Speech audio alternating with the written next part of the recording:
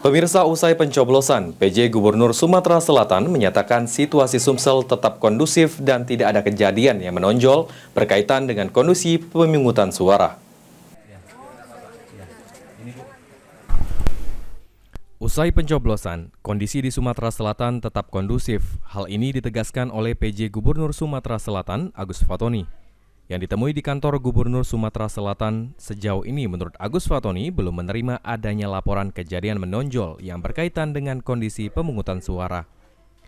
Situasi pelaksanaan pemungutan suara kemarin berjalan tertib, lancar, dan tidak ada kendala. Sebab itu, Agus Fatoni meminta masyarakat agar tetap menjaga suasana kondusif karena tahapan pemungutan suara bukan akhir dari tahapan pemilu. Masih ada beberapa tahapan hingga penetapan hasil pesta demokrasi tersebut. Bawaslu, Forkopimda, semua jajaran pemerintah dan seluruh masyarakat yang telah melaksanakan pemilu di Sumsel dengan sangat baik, aman, damai, dan sukses.